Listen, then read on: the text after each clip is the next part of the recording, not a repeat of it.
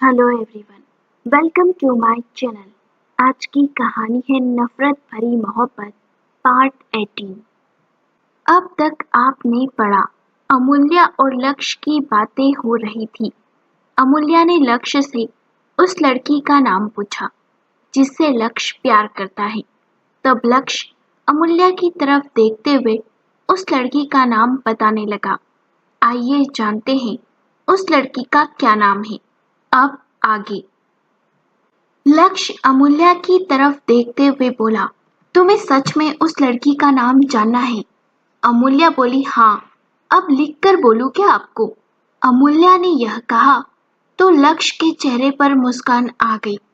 लक्ष्य बोला, अगर मैंने उस लड़की का नाम उसे प्रपोज करने से पहले ही रिवील कर दिया तो गलत इंप्रेशन पड़ेगा। जैसे ही अमूल्या ने यह सुना तो वह बोली, यह तो चीटिंग है। तुमने कहा कि तुम बताओगे और अब तुम पलट रहे हो अपनी बात से। अमूल्या ने इतना कहा तो लक्ष्य ने मुस्कुराते हुए अमूल्या को खड़ा किया और बोला, लक्ष्य बोला, एक बार खड़े हो जाओ और पीछे पलटो, फिर बताता हूँ उसका नाम। अमूल्या मन ही मन में लक्ष्य की इस हरकत को देखकर बोली, पता नहीं उस लड़की का नाम जानने के लिए कितने पापड़ बेलने पड़ेंगे। सीधे सीधे बता क्यों नहीं देता ये? मुझे टेंशन हो रही है। अमूल्या को कहीं खोया खोया देख लक्ष्य चुटकी बजाते हुए अमूल्या से बोला। लक्ष्य बोला, क्या हुआ? कहाँ खो गई? अमूल्या बोली, कहीं नहीं। हाँ, तुम बताओ ना, कौन है वो लड़की? लक्ष्य बोला, पहले तुम पीछे पलटो और आंखें बंद करो। अमूल्या ने वैसा ही किया जैसा लक्ष्य ने उसे करने को कहा। अमूल्या पीछे पलटी और आंखें बंद करके खड़ी हो गई। तभी थोड़ी ही देर में लक्ष्य ने उसे मुड़ने के लिए कहा। जैसे ही अमूल्या मुड़ी तो लक्ष्य ने उसे धीरे धीरे आंखें खोलने को कहा। अमूल्या ने अपनी आंखें खोली तो उसने देखा कि लक्ष्य घुटनों के बल बैठा अपने हाथ में एक बॉक्स लिए हुए है। जैसे ही अमूल्या ने लक्ष्य की तरफ देखा तो वह बोली, अमूल्या बोली, लक्ष्य यह क्या है? लक्ष्य ने बॉक्स का ढक्कन खोला और उसमें से रिंग दिखाते हुए अमूल्या से बोला। लक्ष्य बोला, जानता हूँ यह सही जगह नहीं है, पर तुमने मौका ही नहीं दिया कुछ प्रिपेयर करने का। सच कहूँ तो मुझे थोड़ा डर लग रहा था कि तुमसे अपने दिल की बात कहूँगा कैसे। अभी तो यह भी नहीं जानता कि तुम्हारे दिल में क्या है, पर जब तुमने आज मिलने के लिए बुलाया तो एक अजीब सा एहसास हुआ। सोच रहा था कि टाइम रहते तुमसे अपने दिल की बात कह दूं। न जाने क्यों ऐसा लगता है कि जो मेरे दिल में है वह तुम्हारे दिल में भी है। जितना प्यार मैं तुमसे करता हूँ शायद तुम भी मुझसे करती हो। कभी बताया नहीं, पर बहुत बार जता चुकी हो। तुम्हें क्या लगा कि कॉलेज में तुम्हें कभी नोटिस नहीं किया मैंने? मेरे आगे पीछे घूमते समय मैं तुम्हें डे 1 से देखता रहा हूँ, जब पहली बार तुम्हारी और मेरी मुलाकात हुई थी। सच कहूँ तो दिल तो उसी दिन तुम पर हार बैठा था, पर फिर लगा कि शायद यह एक तरफा है। धीरे धीरे समय बीतता गया और एहसास हुआ कि जो मैं तुम्हारे लिए सोचता हूँ वह मैं किसी और के लिए नहीं सोचता हूँ, और शायद तुम्हारी तरफ से भी वही पॉजिटिव रिस्पॉन्स है। कल जब रीमा ने प्रपोज किया तो सचमुच मैंने यह बिल्कुल भी एक्सपेक्ट नहीं किया था कि वह इस तरीके से कोई हरकत करेगी। अमूल्या खड़ी बिल्कुल शॉक्ड हो चुकी थी। उसे अंदाजा नहीं था कि यह लक्ष्य उससे क्या बोल रहा है। तभी अमूल्या धीरे से लक्ष्य से बोली, लक्ष्य यह तुम क्या कर रहे हो? लक्ष्य मुस्कुराते हुए बोला, वही जो शायद पहले कर देना चाहिए था। देखो अमूल्या, मैं तुमसे बहुत प्यार करता हूँ, बेइंतहा मोहब्बत, और आज से नहीं बल्कि तब से जब तुम्हें पहली बार देखा था। फिर मेरी दीदी की तुम्हारे भाई से शादी हो गई तो लगा कि शायद यह गलत है। जिस घर में मेरी दीदी गई हुई है मैं उनकी ही ननद से प्यार कर बैठा हूँ, पर मेरे एहसास मुझ पर काबू नहीं कर पा रहे थे, इसलिए तुमसे अपने दिल की बात तो करनी ही थी। तो मिस अमूल्य राजपूत, मैं लक्ष्य सिंह ओबेरॉय आज तुमसे अपने दिल की बात कहता हूँ। आई लव यू अमूल्या, मैं तुमसे बहुत प्यार करता हूँ। क्या तुम जिंदगी भर मेरे साथ रहना चाहोगी? अमूल्या ने जैसे ही यह सुना तो उसकी आंखों से आंसू बहने लगे। उसने हाँ में अपना सर हिलाया और धीरे से बोली। अमूल्या बोली, हाँ। इतना सुनते ही लक्ष्य ने उस बॉक्स से रिंग निकाली और अमूल्या की उंगली में पहना दी। रिंग पहनने के बाद लक्ष्य खड़ा हुआ। अमूल्या ने झट से लक्ष्य को गले से लगा लिया और फिर रोते हुए बोली। अमूल्या बोली, तुम बहुत बुरे हो। तुम्हें पता थे मेरे जज्बात, मेरी फीलिंग्स, सब कुछ पता था, पर तुम जानबूझकर अनजान बने रहे। मैं तुमसे बिल्कुल भी बात नहीं करूंगी। इतना कहकर वह काफी सारी शिकायतें लक्ष्य से यूं ही गले लगे हुए करने लगी। लक्ष्य ने उसकी हरकत पर थोड़ा सा मुस्कुराते हुए अमूल्या से कहा। लक्ष्य बोला, तुम्हारी सारी शिकायतें जायज हैं, मैं मानता हूँ, मुझे माफ कर दो, पर मैं नहीं चाहता था कि पढ़ाई से पहले हम दोनों रिलेशनशिप में आ जाएं। अब हमारे एग्जाम हो चुके हैं और जल्द ही रिजल्ट आने वाला है, इसलिए मैंने अपने दिल की बात इतने सालों तक अपने दिल में दबा कर रखी। अभी अमूल्या लक्ष्य की तरफ देखती हुई बोली, अब अपनी बात कहती तो मेरी बात भी सुनते जाओ। आई लव यू लक्ष्य, बहुत प्यार करती हूँ तुमसे, और सच कहूँ तो कल से दिमाग में इतने सारे ख्याल बन रहे थे कि कौन है वो लड़की, किससे प्यार करते हो तुम। मुझे बिल्कुल अच्छा नहीं लगा कि रीमा ने तुम्हें प्रपोज किया। अमूल्या बिल्कुल बच्चों की तरह शिकायत कर रही थी और लक्ष्य मुस्कुराते हुए उसकी बातों को सुनता जा रहा था। लक्ष्य अमूल्या के गालों को सहलाते हुए प्यार से बोला। लक्ष्य बोला, शांत हो जाओ, मैं सिर्फ तुम्हारा हूँ। देखो, तभी तो आज मैंने तुमसे अपने दिल की बात बता दी। अब तो खुश होना। अमूल्या ने हाँ में सर हिलाया और मुस्कुरा उठी। लक्ष्य अमूल्या की इस मुस्कान पर फिदा हो रहा था। लक्ष्य ने अमूल्या का हाथ पकड़ा और फिर उसे चेयर पर बिठाकर बोला। लक्ष्य बोला, बैठो। तुम्हें पता है, आज तुम बहुत सुंदर लग रही हो। जैसे ही अमूल्या ने अपनी तारीफ सुनी तो उसके गाल लाल हो गए। उसे यूं शर्माता देख लक्ष्य के चेहरे पर मुस्कान आ गई। लक्ष्य अमूल्या की तरफ देखते हुए बोला, तो इसका मतलब तुम शर्मा रही हो। अमूल्या अभी भी शर्मा रही थी। तभी लक्ष्य ने अमूल्या को गले लगाया और बोला। लक्ष्य बोला, इसमें शर्माने वाली क्या बात है। अब हम गर्लफ्रेंड बॉयफ्रेंड हैं और जल्द ही मैं घर पर शादी की बात करूंगा, तो अब तो शर्माना बंद कर दो। इतना सुनते ही अमूल्या लक्ष्य की तरफ देखते हुए बोली। अमूल्या बोली, तुम सचमुच शादी की बात करोगे घर पर? लक्ष्य बोला, हाँ, फिर बहुत ही जल्द तुम्हारे घर बारात लेकर आऊंगा। जैसे ही अमूल्या ने यह सुना तो उसके चेहरे पर एक प्यारी सी मुस्कान आ गई। अमूल्या मुस्कुराते हुए बोली, मैं इंतजार करूंगी। अब घर चलें, काफी देर हो गई है, घर पर सब इंतजार कर रहे होंगे।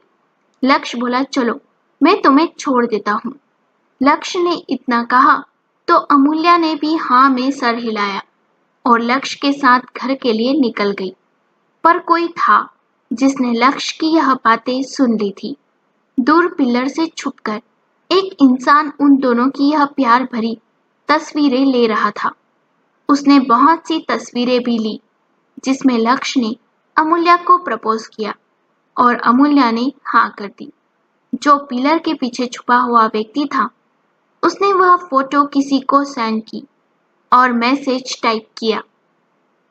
वो आदमी बोला, देख लो तुम्हारे पीठ पीछे क्या हो रहा है, लगता है अब तुम्हें आना ही पड़ेगा। वहीं कोसों दूर बैठा एक व्यक्ति जिसने अपने मोबाइल पर वो पिक्चर्स और वीडियो देख ली थी, उसने गुस्से में सामने रखी टेबल पर अपना गुस्सा निकालते हुए सामान उलट पुलट दिया था। वह इंसान चीखते हुए बोला, ऐसा नहीं हो सकता, ऐसा बिल्कुल भी नहीं हो सकता, कभी नहीं हो सकता। तुम सिर्फ मेरी हो अमूल्य, मैं तुम्हें कभी किसी और का नहीं होने दूंगा। तुम्हारे और मेरे बीच में जो भी आएगा मैं उसे खत्म कर दूंगा। मैं आ रहा हूं तुम्हारी जिंदगी में, मैं वापस आ रहा हूं। इतना कहकर उस व्यक्ति के चेहरे पर एक मुस्कान आ गई। अंधेरे में बैठा वह व्यक्ति सीटी बजाते हुए एक धुन निकालने लगा। थोड़ी देर में लक्ष्य और अमूल्य दोनों ही घर पहुंच चुके थे। उन दोनों ने देखा कि पूजा ऑलमोस्ट हो चुकी है। सभी लोग बैठे लंच की तैयारी कर रहे हैं। घर में एक खुशी का माहौल था। वहीं अक्षिता और ओम के बीच की नजदीकियां अब धीरे धीरे घर वालों को भी दिखने लगी थी, पर अभी कोई कुछ कह नहीं रहा था। वहीं वैदेही उन दोनों को साथ देखकर काफी खुश थी। वैदेही अपने पति अर्णव की तरफ देखते हुए बोली, वैदेही बोली, आपको क्या लगता है, आपके बेटे ने बहू ढूंढ ली है? तभी अर्णव बोला, लगता तो मुझे यही है कि ये मेरी बहू है। जो भी हो, मुझे मेरे बेटे की पसंद पर नाज है। मुझे लड़की पसंद है। और तुम्हें? वैदेही बोली, लड़की तो मुझे भी बहुत पसंद है। वहीं बगल में बैठा रुद्र अपने मम्मी पापा की यह सारी बातें सुनकर मुस्कुरा रहा था। उसे यूं मुस्कुराते देख वैदेही रुद्र से बोली, क्या बात है जनाब, तुम बड़े मुस्कुरा रहे हो? रुद्र बोला, ऐसे ही मम्मी, आप लोगों की बातें बहुत ही इंटरेस्टिंग हो रही है, तो बस सुन सुन के मुस्कुरा रहा हूँ। वैसे मुझे भाभी पसंद है, मस्त जोड़ी है भैया और भाभी की। वैदेही अपने बेटे को देखते हुए बोली, यह टपोरी भाषा कहाँ से सीख गया बेटा तू? रुद्र ने इतना सुना तो दांत दिखाते हुए मुस्कुराने लगा। वैदेही बोली, सुधर जा, पिटेगा किसी दिन मेरे हाथों से। चल जा, सबके कामों में मदद कर। रुद्र ने इतना सुना तो वह अपनी माँ वैदेही की तरफ देखते हुए बोला। रुद्र बोला, क्या मम्मी, छोटा बच्चा हूँ, इसका मतलब यह थोड़ी ना कि मुझे छोटू नौकर जैसा बिहेव करोगे। हर कोई काम करता रहता है, जबकि इतने सारे नौकर हैं घर में। वैदेही मुस्कुराते हुए बोली, काम आना चाहिए। पता चला शादी के बाद खाना बनाना पड़ा, तब क्या करोगे? तभी रुद्र बोला, इस हिसाब से तो पापा को सब कुछ आता होगा बनाना। वैदेही ने अपनी आंखें छोटी की और बोली, बताऊं तुझे? रुद्र अपने दांत दिखाते हुए वहां से भाग गया। वैदेही बोली, नालायक कहीं का, पूरा अपने पापा पर गया है। इतना कहकर वैदेही मुंह बनाती हुई वहां से चली गई। वहीं बैठे बैठे अर्णव खुद से ही बोला, अब इसमें मेरी क्या गलती थी? मैं तो था भी नहीं इन दोनों की बातों के बीच में, न जाने मैं कहां से आ जाता हूँ। वहीं बगल में बैठे रुद्रांश बोला, होता है अर्णव भाई, कुछ अच्छा होता है तो बीबी सारा क्रेडिट ले लेती है, और कुछ गलत होता है तो सारा ठिकरा हमारे ऊपर फोड़ा जाता है। पीछे से रुद्रांगी आती हुई बोली, तो इस हिसाब से तो फिर आज आपको खाना ही नहीं देना चाहिए। अपने पीछे से अचानक रुद्रांगी को आता देख रुद्रांश बोला, अरे तुम कब आई? रुद्रांगी बोली, जब आप मेरी तारीफ कर रहे थे। रुद्रांगी ने इतना कहा तो रुद्रांश थोड़ा सा झेप गया और बोला, रुद्रांश बोला, अरे नहीं नहीं, मैं तो बस मजाक कर रहा था। रुद्रांगी बोली, काश मैं भी यही बोल पाती कि मैं मजाक कर रही हूँ। घर चलो, तुम्हें बताती हूँ। वहीं बगल में बैठे अर्णव के मुंह से हंसी छूट गई। उन्हें हंसता देख रुद्रांश बोला, यह सही है, मुझे फंसाकर मजे ले रहे हो, अभी बताता हूँ वैदेही भाभी को। तभी अर्णव बोले, अरे अरे तुम तो बुरा मान गए, मैं तुम्हें एक ट्रिक बताता हूँ जिससे भाभी जी मान जाएगी। तो रुद्रांश बोला, रहने दो, मुझे पता है उसे मनाने की ट्रिक। अर्णव बोले, तब तो बहुत बढ़िया है, फिर जाइए और मनाइए भाभी जी को, इससे पहले कि सब लोग खाना खा लें और तुम भूखे बैठे रहो। अर्णव ने इतना कहा तो रुद्रांश रुद्रांगी के पीछे पीछे चले गए। घर में बहुत से रिश्तेदार आए हुए थे। साथ ही ओबेरॉय फैमिली और रावत फैमिली दोनों ही आई हुई थी। औरतें खाने की तैयारी में लगी हुई थी और मर्द सभी आपस में बातें कर रहे थे। बिजनेस की बातें और बाकी इधर-उधर की चर्चाएं चल रही थी। थोड़ी ही देर में खाना खाने के लिए बुलाया गया तो सभी लोग लंच पर एक साथ बैठे हुए थे। वहीं सभी को यूं प्रेम भाव से खाते हुए देख रिमझिम और रियांश बोले, कितना अच्छा लगता है जब पूरी फैमिली यूं गेट टुगेदर करे और साथ मिलकर खाना खाए। तो उनकी बातों का जवाब देते हुए घर वाले बोले, बिल्कुल सही कह रहे हो आप अंकल जी। अरे जहाँ घर की औरतें हंसी खुशी से रहें और बच्चे खेलते रहें, मजाक मस्ती चलती रहे और डाइनिंग टेबल पर अच्छा अच्छा खाना हो, तो उस घर पर कभी कोई दुख आ ही नहीं सकता। जहाँ सब एक दूसरे का साथ देकर सुख दुख को बांटते रहे हों, वहाँ भला कोई दुख किसी एक को कैसे परेशान कर सकता है। वहीं रावत और ओबेरॉय फैमिली दोनों ही ओबेरॉय मैंशन के लिए निकल चुकी थी। घर आते ही वैदेही के फोन पर किसी का कॉल आया। वैदेही ने फोन रिसीव किया तो सामने से शुभम था। वैदेही ने अनजान नंबर देखा तो वैदेही बोली, हेलो कौन?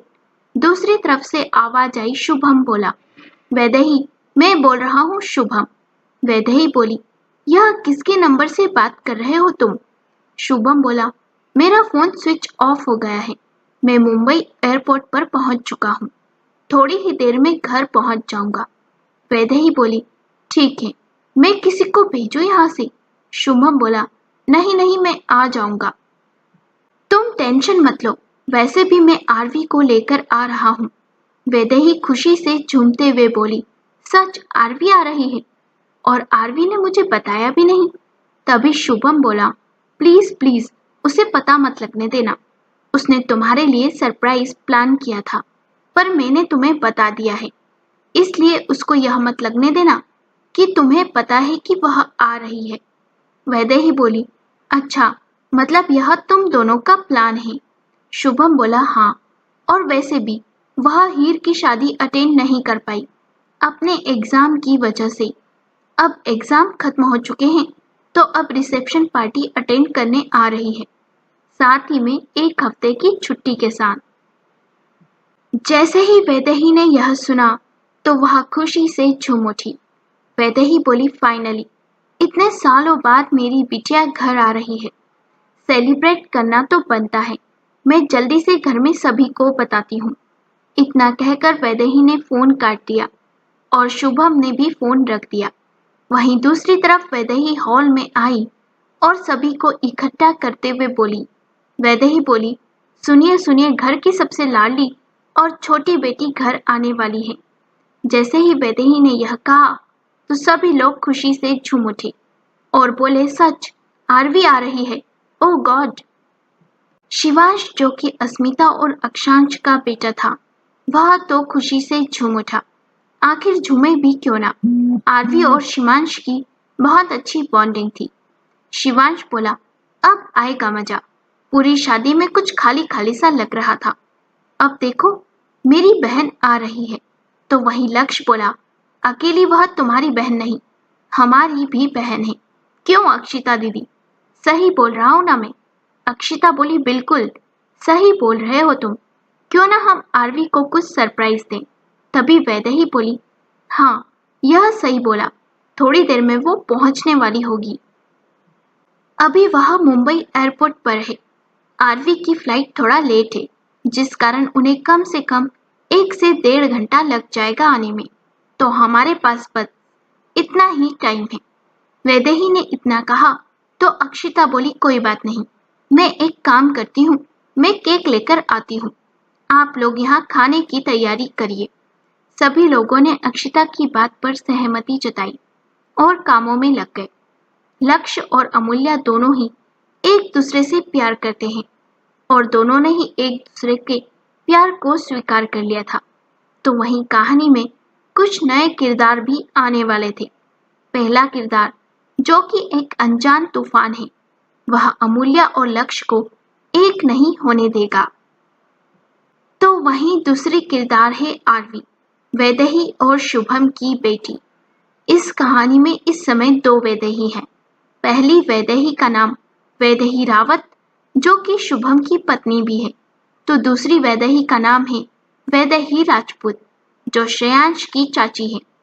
इसलिए जब दोनों साथ होंगी तो मैं वैदेही रावत को वैदेही और वैदेही राजपूत को श्रेयांश की चाची कहूंगी। आप लोग कंफ्यूज ना हो। फ्लाइट में बैठी आरवी अब जल्द से जल्द घर पहुंचना चाहती थी। इस बीच उसने ध्यान नहीं दिया कि उसके आसपास कोई उस पर नजर रखे हुए है। कोई है जो जब से वह आ रही थी तब से लगातार उस पर नजर रखे हुए था। इस बात का अंदाजा आरवी को बिल्कुल नहीं था। शायद जल्द ही उसे यह पता लगने वाला था कि कोई उसका पीछा कर रहा है, पर इस समय उसे घर पहुंचने की ज्यादा जल्दी थी। फ्लाइट मुंबई एयरपोर्ट पर लैंड कर चुकी थी। आरवी बोर्डिंग फॉर्मेलिटी पूरी करके सीधे एयरपोर्ट से बाहर आई तो उसने देखा कि शुभम वहां खड़ा उसका इंतजार कर रहा था। आरवी ने शुभम को देखा तो वह शुभम के पास गई और गले लगाते हुए बोली। आरवी बोली, पापा, I miss you so much. वहीं शुभम बोला, आई मिस यू टू बेटा, कैसी रही जर्नी? आरवी बोली, ओके रही, इतनी कुछ खास भी नहीं, पर आप सबको बहुत मिस किया। तो वहीं शुभम बोला, और एग्जाम कैसे गए? आरवी बोली, एग्जाम भी बहुत अच्छे गए, इस बार आपकी बेटी टॉप करेगी, देख लेना। तो वहीं शुभम बोला, उम्मीद तो बेटा मुझे यही है, पर बेटा तुम टॉप करो या ना करो, पर एक अच्छी डॉक्टर जरूर बनो। बस बाकी मुझे और किसी चीज की उम्मीद नहीं है। मैं और वैदेही बस इतना चाहते हैं कि तुम जिस कैरियर को चुन रही हो उसके लिए हमेशा लॉयल रहो।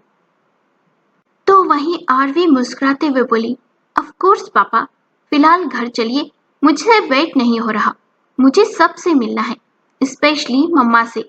और आप यह बताओ कि हीर दीदी घर आई हुई है? शुभम बोला, नहीं बेटा, अभी वह ससुराल में है, और ऐसे ही हम उसे लेकर थोड़ी ना आ सकते थे। वहां भी कितने सारे रिचुअल्स मनाने हैं उन्होंने। पर कल हम सब राजपूत मेंशन जाने वाले हैं उन दोनों की रिसेप्शन पार्टी अटेंड करने के लिए, तो तुम कल उनसे मिल लेना। अभी चले। इतना कहकर शुभम ने आरवी को अपने साथ लिया और घर के लिए निकल पड़ा। तो वहीं आरवी का पीछे करने वाला आदमी जो आरवी और शुभम को देख रहा था, उसने उन दोनों की फोटो ली और अपने फोन से उस फोटो को किसी को भेजकर कॉल करने लगा। दूसरी तरफ से फोन कॉल रिसीव हुआ तो वह आदमी जो आरवी का पीछा कर रहा था बोला, सर, मैडम निकल चुकी है घर के लिए, आप कहें तो उनका पीछा करूं। दूसरी तरफ से आवाज आई, किसके साथ गई है वो घर को? तो वह आदमी बोला, अपने फादर के साथ। इतना सुनते ही दूसरी तरफ से आदमी ने जवाब दिया, ठीक है, कोई बात नहीं, तुम पीछा मत करना। जैसे ही पीछा करने वाले आदमी ने यह सुना तो वह बोला, ठीक है सर। इतना सुनते ही दूसरी तरफ वाले आदमी ने फोन काट दिया। अभी उस आदमी के हाथों में फोन था, तभी पीछे से किसी ने उसे आवाज लगाई। आवाज लगाने वाली कोई लड़की थी। उस आदमी ने पीछे मुड़कर देखा तो एक प्यारी सी लड़की उससे बोली। वो लड़की बोली, भाई, क्या आप भी फोन पर लगे हुए हो? चलो ना, आपने कहा था कि आप मुझे शॉपिंग पर लेकर जाओगे। तो वह आदमी बोला, सॉरी बच्चा, पर एक अर्जेंट मीटिंग के लिए जाना है, वरना पक्का लेकर जाता। वैसे कल चलते हैं शॉपिंग पर, देखो रात भी होने वाली है। तभी वह लड़की बोली, भाई, अभी शाम हो रही है, रात होने में टाइम है, और अभी केवल 5:30 बज रहे हैं। तभी वह लड़का बोला, शॉपिंग के लिए तो तुम किसी की नहीं सुनती हो। उस लड़की ने अपने दांत दिखाते हुए हंसकर कहा। वो लड़की बोली, हाँ भाई, और जब शॉपिंग भाई करा रहा हो तो मैं बिल्कुल टाइम न देखूं। तभी वह लड़का बोला, अच्छा ठीक है, मैं ऋतिक से बोल दूंगा कि वह तुम्हें अच्छे मॉल ड्रॉप कर दे, और हाँ, शॉपिंग करने के बाद सीधे घर आना। तो वह लड़की बोली, ठीक है भाई, अब मैं जाऊं? वह लड़का बोला ठीक है जाओ। इतना कहकर उस लड़के ने उस लड़की को गले से लगाया और फिर उसे शॉपिंग के लिए भेज दिया। वह लड़की दरवाजे तक पहुंची ही थी कि तभी उसे याद आया कि वह अपना फोन तो भूल ही गई। वह वापस अंदर आई और अपना फोन लेकर शॉपिंग पर चली गई। वह लड़का अपनी बहन के वहां से जाने के बाद अपने फोन पर किसी को कॉल कर रहा था। इस समय उसके चेहरे पर बिल्कुल सख्ती थी। तभी उसने काफी ठंडी आवाज में अपने मैनेजर आलोक से कहा। वो लड़का बोला, तुमने इस लड़की का पता लगाया? तो दूसरी तरफ से आलोक बोला, सर मैंने पता लगाया। सर वह लड़की फेमस डॉक्टर शुभम मेहता और वैदेही मेहता की इकलौती बेटी है। और सर एक और बात पता चली है। तो दूसरी तरफ से वह आदमी बोला, क्या बात पता चली है? आलोक बोला, सर वह अदिति मैम की बहुत अच्छी दोस्त भी है। सर अगर अदिति मैम को पता चल गया तो बवाल हो जाएगा। तो वह लड़का बोला, उसकी चिंता तुम मत करो, तुम बस उस लड़की पर नजर रखो, कहाँ जाती है, किससे मिलती है और क्या करती है। मुझे हर एक एक डिटेल चाहिए। उस लड़के ने इतना कहा तो उसका मैनेजर आलोक बोला, ठीक है सर, मैं पता लगाता हूँ। इतना कहकर मैनेजर चुप हो गया। तो वहीं वह लड़का बोला, इसके फैमिली बैकग्राउंड के बारे में भी मुझे सारी डिटेल चाहिए। इसके मम्मी पापा की भी पूरी फैमिली हिस्ट्री चाहिए मुझे। तो आलोक बोला, सर आप ओबेरॉय ग्रुप ऑफ इंडस्ट्री को जानते होंगे, साथ ही रावत कॉरपोरेशन को भी। आलोक ने कहा इतना ही था कि वह लड़का बोला, हाँ पर आरवी का इन सबसे क्या संबंध? तभी आलोक बोला, सर रावत कॉरपोरेशन की इकलौती बेटी वैदेही रावत, जो शादी के बाद वैदेही मेहता हो चुकी है, आरवी मैम उन्हीं की बेटी है। इस हिसाब से रावत कॉरपोरेशन के ऑनर मिस्टर अक्षांश रावत आरवी मैम के मामा और अक्षत रावत आरवी मैम के नाना हैं। सर आप तो जानते हैं कि अक्षत रावत और रियांश ओबेरॉय दोनों बहुत अच्छे दोस्त होने के साथ साथ एक ही घर में रहते हैं। इस हिसाब से मिस्टर रियांश ओबेरॉय भी आरवी मैम के नाना हुए। सर हम कुछ गलत तो नहीं कर रहे? अगर हम उनके परिवार के बारे में कुछ पता लगाने की कोशिश करेंगे तो हमसे पहले उन्हें पता चल जाएगा कि उनके परिवार के बारे में कोई पता लगवा रहा है। इतना सुनते ही वह लड़का बोला, ठीक है, तुम अपना काम करो, तुम केवल आरवी पर नजर रखो। ओबेरॉय इंडस्ट्री और रावत कॉरपोरेशन से मैं पर्सनली जाकर मिलूंगा। मैंने सुना है कि उनकी वाइफ ज्वेलरी बिजनेस में डील करती है। आलोक बोला, यस सर, इनफैक्ट ओबेरॉय की बहन लावण्या मैडम के हस्बैंड ज्वेलरी इंडस्ट्री के जाने माने चेहरे हैं। इतना सुनते ही उस लड़के के चेहरे पर एक मुस्कान आ गई और वह बोला, लड़की टक्कर की मिली है मुझे। ठीक है, तुमसे जितना कहा है उतना करो, बाकी मैं देख लूंगा। इतना कहकर उस लड़के ने फोन काट दिया। वहीं अपने फोन पर एक तस्वीर को देखते हुए वह लड़का मुस्कुराते हुए बोला, वो बोला, अब तुमसे मिलने में मजा आएगा। एक मुलाकात जो अनजाने में हुई थी और अब जो मुलाकात होगी वह जानबूझकर होगी। सोचा नहीं था कि ओबेरॉय इंडस्ट्री के साथ साथ रावत कॉरपोरेशन से भी बिलोंग करोगी, पर अब जब तुम्हारा पूरा बैकग्राउंड मेरे पास है तो तुम्हारे इस एटीट्यूड की दाद देनी पड़ेगी। समझ तो मैं गया ही हूँ कि तुम्हारे अंदर यह एटीट्यूड आया कहाँ से है। आखिरकार तुम्हारे खून में जो है, इसी एटीट्यूड का तो मैं कायल हो चुका हूँ। तो मिस आरवी मेहता, बहुत जल्द तुम मेरी होगी, सिर्फ और सिर्फ मेरी, वर्धन सिंह राव ठाकुर की। फिर चाहे प्यार हो या फिर जबरदस्ती, मैं तुम्हें किसी और का होने नहीं दूंगा। इस समय उस लड़के के चेहरे पर एक अलग सा जुनून दिख रहा था, जो आरवी की तस्वीर को देखकर मुस्कुरा रहा था। आखिर कौन है वो लड़का वर्धन सिंह ठाकुर जो आरवी के पीछे पड़ा है? तो वहीं आरवी को इस बारे में कोई अंदाजा नहीं है, पर आरवी भी अपने साथ बहुत से राज लेकर आ रही है। जानना दिलचस्प होगा। आपको कहानी का ये भाग कैसा लगा, कमेंट सेक्शन में कमेंट करके जरूर बताइएगा। अगर कहानी पसंद आई हो तो वीडियो को लाइक करें, शेयर करें और चैनल को सब्सक्राइब करें।